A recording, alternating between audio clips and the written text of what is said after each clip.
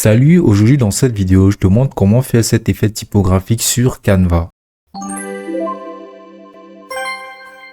Ici sur Canva, on va venir poser notre image de banane, puis on va défiler jusqu'à la section des applications. Ici, on va venir entrer dans la barre de recherche Typecraft. Alors on va appuyer sur Entrée et là on pourra voir cette application-ci sur quoi on va venir cliquer. Donc maintenant on va venir cliquer ici sur Ouvrir et on pourra directement se lancer dans l'utilisation de l'application. Donc ici on va venir entrer le texte qui pour le coup sera banane. Là ici on va venir cliquer donc sur le fond et là on va pouvoir apercevoir plusieurs fonds. Donc ce qu'on va faire, c'est venir entrer dans la barre de recherche Ant et on va venir cliquer sur Ant Regular 123. Une fois sélectionné, on va venir sur le style, cliquer ici là sur aucun. Et ici sur la couleur, on va venir sélectionner la couleur blanche. Maintenant, pour avoir un aperçu de notre texte, maintenant ce qu'on va faire sera de venir l'ajuster en fonction de la forme de la banane. Donc on va venir ici positionner en sélectionnant les bords arrondis pour faire effectivement les contours de notre banane. Donc voilà, on va l'ajuster cordialement.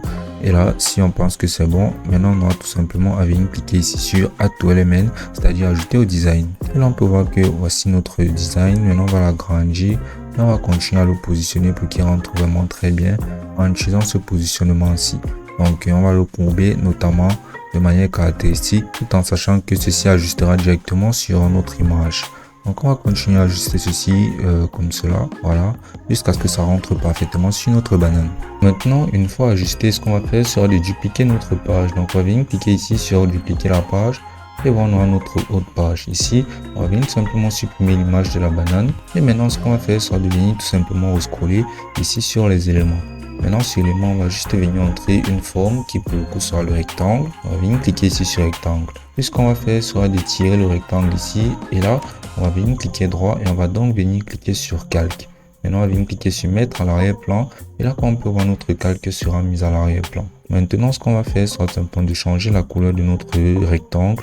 On va venir tout simplement mettre une couleur noire.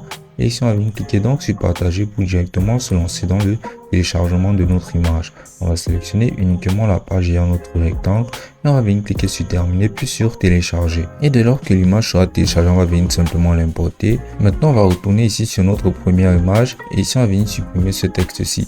Maintenant, on va venir cliquer donc sur importer et ici, on va venir poser notre image qu'on viendra de télécharger. On va faire en sorte que ça rentre complètement dans notre image.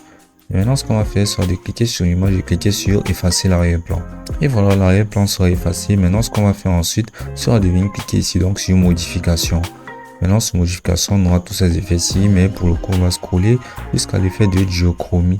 Donc, on va venir cliquer ici sur diochromie et ici, on va venir cliquer sur chéri. Maintenant, sur chéri, on va venir cliquer donc ici sur ton clair. On va venir tout simplement sélectionner le blanc. Et on va venir aussi cliquer sur ombre. Et on va aussi sélectionner le blanc. Maintenant, la dernière étape sera juste de venir sélectionner les bords de notre design avec le texte. On va venir les sélectionner et faire en sorte de réduire ça jusqu'à ce que ça arrive ici sur la section où ça peut couvrir les dernières lettres. Et maintenant, on aura juste à ajuster la dimension en soulevant un peu plus pour que ça soit accordé directement avec notre image. Et voilà notre image de banane qui est parfaitement assise avec le texte de banane. N'hésite pas à t'abonner si tu as aimé cette vidéo. Ici, on parle de création de contenu avec Canva et tout plein d'astuces Canva de design professionnel pour pouvoir te simplifier énormément la vie en tant que créateur de contenu. Alors, si ça t'a été utile, lâche un like et abonne-toi.